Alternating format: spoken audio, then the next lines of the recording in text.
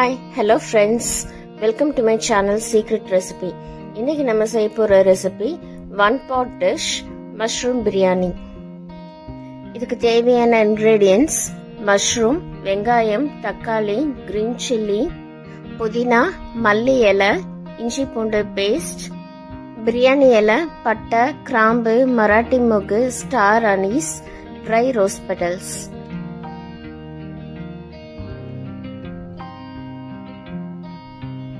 பிரியாணி செய்யும்போது நமக்கு different styles of biryani recipes இருக்கு. இப்போ நான் செய்ய போற பிரியாணி ஹோம் ஸ்டைல் பிரியாணி தான்.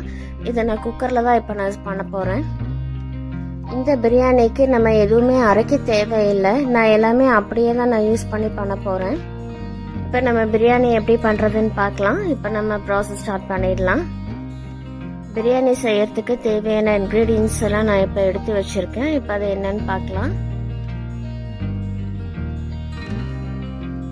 இப்போ மஷ்ரூம் எடுத்திருக்கேன், 200 கிராம்ஸ் எடுத்திருக்கேன். நல்லா வாஷ் பண்ணி இந்த மாதிரி நான் சின்ன சின்ன பீசஸாக நான் கட் பண்ணி வச்சுருக்கேன். இந்த மாதிரி வாஷ் பண்ணி நீங்கள் கட் பண்ணி எடுத்து வச்சுக்கோங்க. அது கூட 2 tablespoon ginger garlic paste எடுத்திருக்கேன். அது கூட 2 பச்சை மிளகாய் ஸ்லைஸ் பண்ணி வச்சுருக்கேன். உங்கள் காரத்துக்கு ஏற்ற மாதிரி நீங்கள் சேர்த்துக்கோங்க. இந்த மாதிரி நான் ஸ்லைஸ் பண்ணி வச்சுருக்கேன். அது கூட ஒரு பெரிய வெங்காயம் நல்ல பெரிய சைஸாக பார்த்து நான் கட் பண்ணி வச்சுருக்கேன். இந்த மாதிரி நீங்கள் நீளமாக கட் பண்ணி வச்சுக்கோங்க. ஒரு தக்காளி எடுத்திருக்கேன், சின்னதாக இருந்தால் 2 போட்டுக்கோங்க. நான் பெரிய சைஸ் தக்காளி 1 எடுத்திருக்கேன். புதினா நல்லா வாஷ் பண்ணிவிட்டு இந்த மாதிரி நான் சின்னதாக கட் பண்ணி வச்சுருக்கேன். அதே மாதிரி நான் மல்லித்தலையும் இந்த மாதிரி பொடி பொடியாக கட் பண்ணி வச்சுருக்கேன். இது கூட நான் மற்ற ஸ்பைசஸ் எல்லாம் எடுத்து வச்சுருக்கேன். அதை என்னன்னு பார்க்கலாம். பிரியாணி எல்லாம் 4 பிரியாணி எல்லாம் எடுத்திருக்கேன். அதோட ஒரு பட்டை, 4 லவங்கம், 3 மராட்டி மொகு, ஸ்டார் அனீஸ் 4 எடுத்து வச்சிருக்கேன். அதோட காஞ்ச ரோஸ் பெட்டல்ஸ் இதெல்லாமே நான் இப்போ எடுத்து வச்சிருக்கேன். இப்போ நம்ம பிரியாணி எப்படி பண்றதுன்னு பார்க்கலாம். அடுப்பில் ஒரு குக்கர் வச்சிருக்கேன். ஆயில் விட்டுக்கிறேன். ஆயில் 5 டேபிள் ஸ்பூன் நான் ஊற்றிருக்கேன். பிரியாணிக்கு நம்ம கொஞ்சம் அதிகமாக தான் ஆயில் சேர்த்தணும். கொஞ்சம் அதிகமாக நீங்கள் சேர்த்துக்கோங்க. இதோட நான் 1 ஸ்பூன் நெய் சேர்த்துக்கிறேன். உங்களுக்கு நெய் டேஸ்ட் உங்களுக்கு பிடிக்கும்னா நீங்கள் இன்னும் அதிகமாக கூட நீங்கள் சேர்த்துக்கோங்க. எண்ணெய் சூடானவுடனே நான் கடுகு போட்டுக்கிறேன். கடுகு நல்லா பொரிஞ்ச உடனே நம்ம மற்ற ஸ்பைசஸ், பிரியாணி ஸ்பைசஸ் எல்லாம் நம்ம சேர்த்துக்கலாம். நான் தட்டில் எடுத்து வச்சிருந்தது எல்லாமே அதில் நான் போட்டுட்டேன். இது கூட 3 ஏலக்காய் நான் சேர்த்துக்கிறேன். சேர்த்துட்டு அது கூடவே நான் கட் பண்ணி வச்சிருக்கிற பெரிய வெங்காயத்தை நான் அது கூடவே நான் சேர்த்துக்கிறேன். சேர்த்துட்டு இது ஆயில நல்லா மிக்ஸ் பண்ணி விடுங்க. நமக்கு வெங்காயம் ஆயில நல்லா வதங்கணும். இது ஒரு 2 நிமிஷம் இந்த மாதிரி நல்லா வதக்கி விட்டுக்கோங்க.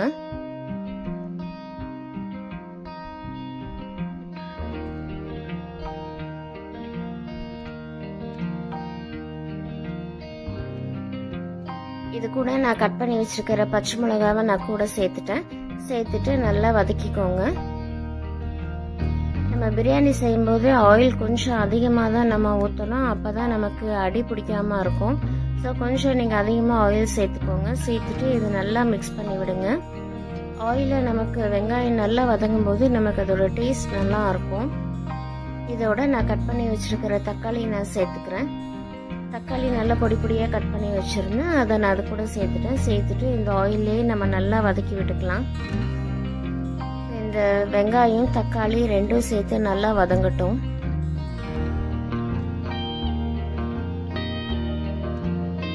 அடுப்பு லோ ஃப்ளேம்லேயே வச்சு நீங்கள் பண்ணிக்கோங்க. ரொம்ப ஹையாக வச்சிங்கன்னா நமக்கு வெங்காயம் தக்காளி சீக்கிரம் கருகிரும்.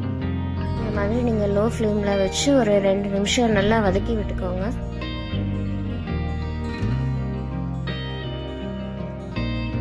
இப்போ நமக்கு வெங்காயம் தக்காளி நல்லா ரெடி ஆயிடுச்சு, நல்லா வதங்கி வந்துருச்சு. இப்போ இது கூட நான் இஞ்சி பூண்டு பேஸ்ட் நான் சேர்த்துக்கிறேன். சேர்த்துட்டு அதையும் அந்த ஆயிலையே நல்லா மிக்ஸ் பண்ணி விட்டுடலாம்.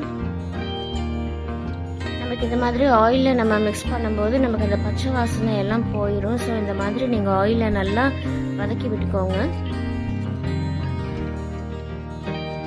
இப்போ இது கூட நான் பொடி பொடியாக கட் பண்ணி வச்சிருக்கிற புதினா இலையை நான் சேர்த்துக்கிறேன். அதோடவே நான் மல்லி இலையும் நான் சேர்த்துக்கிறேன்.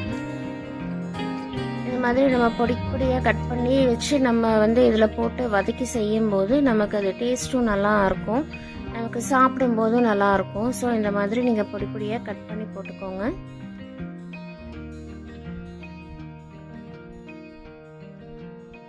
இதுவும் நம்ம ஆயிலையே ஒரு 2 நிமிஷம் நல்லா வதக்கி விட்டுறலாம்.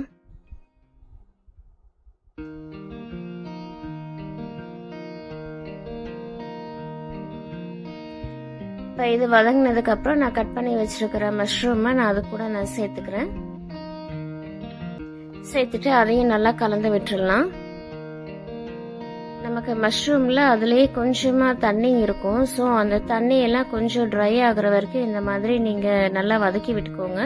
அது ஒரு 2 நிமிஷம் அப்படியே இருக்கட்டும்.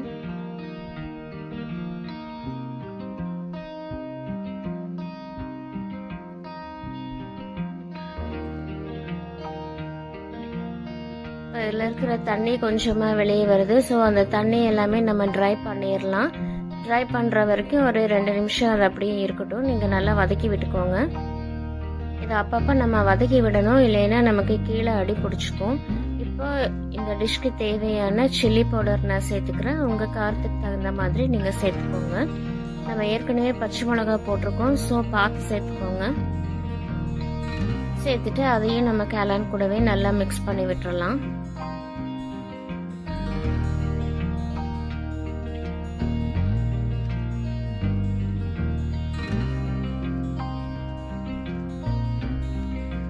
நமக்கு இதை பார்க்கும்போதே தெரியும், நமக்கு உள்ள இருந்த தண்ணி எல்லாமே நல்லா ட்ரை ஆயிருச்சு.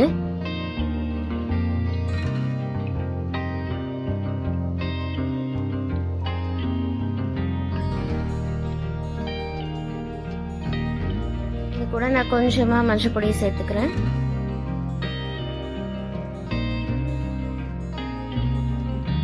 இது எல்லாமே சேர்த்து நம்ம ஒன்னோட ஒன்னா நல்லா மிக்ஸ் பண்ணி விட்டுக்கலாம். இது கூட நம்ம இப்போ அரிசி சேர்த்துக்கலாம். நான் பிரியாணி அரிசி 2 டம்ளர் எடுத்திருந்தேன். எடுத்து ஒரு 20 மினிட்ஸ் நல்லா ஊற வச்சிருந்தேன். ஊற வச்சு இது நல்லா 4-5 தடவை நல்லா வாஷ் பண்ணி வச்சிருக்கேன். இப்போ நான் பிரியாணி அரிசியை நான் அது கூட நான் சேர்த்துக்கிறேன். 2 டம்ளர் அரிசிக்கு நான் 3.5 டம்ளர் தண்ணி நான் ஊற்ற போகிறேன். இப்போது நீங்கள் எந்த டம்ளரில் நீங்கள் அரிசி ஊற வைக்கிறீங்களோ அதே டம்ளரில் நீங்கள் தண்ணியும் சேர்த்துக்கோங்க. நம்ம பிரியாணி செய்யும்போது தண்ணி அதிகமாக நம்ம சேர்த்துட்டோம்னா சாதம் ரொம்ப குழஞ்சு போயிடும். ஸோ நீங்கள் பிரியாணி அரிசி சேர்த்து நீங்கள் செய்யும்போது 1/2 டம்ளர் தண்ணி கம்மியாக தான் நீங்கள் ஊற்றணும். அதுதான் வந்து நமக்கு கரெக்ட் மெஷர்மெண்ட்டாக இருக்கும். ஸோ நான் இப்போ 2 டம்ளர் அரிசிக்கு 3.5 டம்ளர் தண்ணி தான் நான் இப்போ சேர்த்துருக்கேன். தண்ணி சேர்த்துட்டு இந்த மாதிரி ஓரத்தில் இருக்கிற அரிசியெல்லாம் நல்லா உள்ள தள்ளி விட்டுட்டு நம்ம ஒரு தடவை நல்லா கலந்து விட்டுக்கலாம்.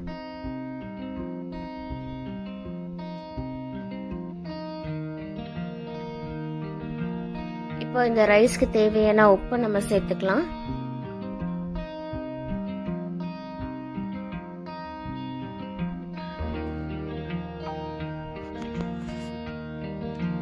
உப்பு சேர்த்துட்டு இதை ஒரு தடவை நல்லா கலந்து விட்டுக்கோங்க. கலந்து விட்டுட்டு இப்போ நம்ம மூடி போட்டு மூடி வச்சிடலாம்.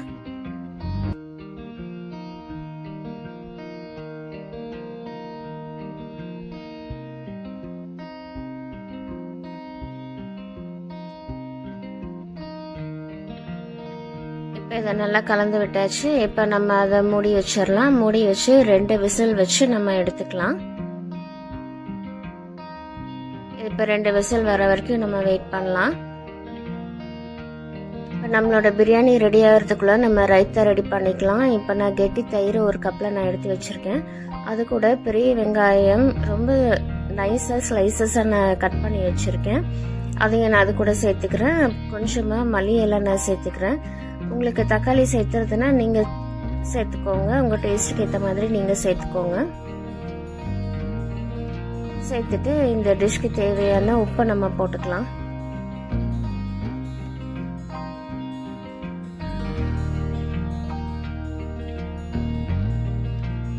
தேவையான அளவு உப்பு சேர்த்துக்கோங்க. சேர்த்துட்டு இதை நல்லா மிக்ஸ் பண்ணி விட்டுக்கோங்க.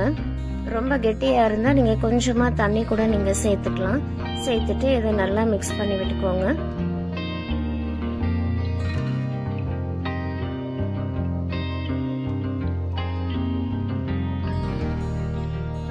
இப்போ நம்மளோட ரைத்தா ரெடி ஆயிடுச்சு. இது அப்படியே இருக்கட்டும்.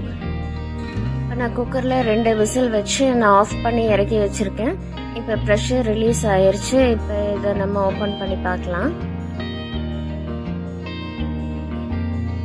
நமக்கு பிரியாணி நல்லா ரெடி ஆயிடுச்சு. சூப்பராக வந்திருக்கு.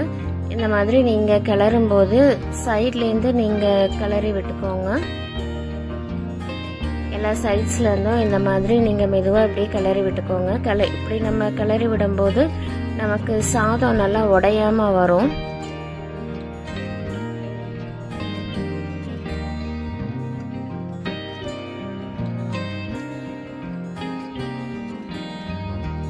இந்த மாதிரி நீங்கள் நல்லா கிளறி விட்டுக்கோங்க. இப்போ நம்மளுக்கு பிரியாணி ரெடி ஆயிடுச்சு. இதை நம்ம ஒரு பாத்திரத்தில் நம்ம ட்ரான்ஸ்ஃபர் பண்ணிடலாம். இப்போ நமக்கு பிரியாணி ரெடி ஆயிடுச்சு. இப்போ நான் ஒரு ஹாட் பேக்கில் நான் போட்டு வச்சுக்கிறேன். உங்களுக்கு பார்க்கும்போதே தெரியும் நமக்கு சாதம் ரொம்ப குழையாமையும் வந்திருக்கு. அதே மாதிரி நமக்கு சாதம் உடையாமையும் அப்படியே வந்திருக்கு. நம்ம இந்த மாதிரி பிரியாணி செய்யும்போது நம்ம தண்ணி கரெக்டான மெஷர்மெண்ட்டில் நம்ம ஊற்றிட்டோம்னா சாதம் இந்த மாதிரி உதிரியாக வரும். ஸோ ஃப்ரெண்ட்ஸ், நம்மளோட பிரியாணி சூப்பராக ரெடி ஆயிடுச்சு. இந்த பிரியாணி செய்யறதுக்கு நான் எந்த இன்க்ரீடியன்ஸுமே நான் அரைக்கவே இல்லை. எல்லாம் அப்படியே தான் நான் போட்டு பண்ணியிருக்கேன். ஸோ ஃப்ரெண்ட்ஸ், இந்த மஷ்ரூம் பிரியாணி எல்லாருமே ட்ரை பண்ணி பாருங்கள். இது ரொம்ப யம்மியாக இருக்கும். இதோட நம்ம ரைத்தா வச்சு சாப்பிடும்போது இதோட டேஸ்ட் வேறு லெவலில் இருக்கும். ஸோ ஃப்ரெண்ட்ஸ், இந்த மஷ்ரூம் பிரியாணி எல்லாருமே ட்ரை பண்ணி பாருங்கள். இந்த பிரியாணி உங்களுக்கு பிடிச்சிருந்தா சீக்ரெட் ரெசிபி சேனலுக்கு லைக் பண்ணுங்கள், ஷேர் பண்ணுங்கள், சப்ஸ்கிரைப் பண்ணுங்கள், கூட பெல் ஐக்கானை கிளிக் பண்ணுங்கள். ஸோ தட் என்னோட நோட்டிஃபிகேஷன்ஸ் எல்லாமே உங்களுக்கு வந்துடும். Thank you. Take care. Bye bye.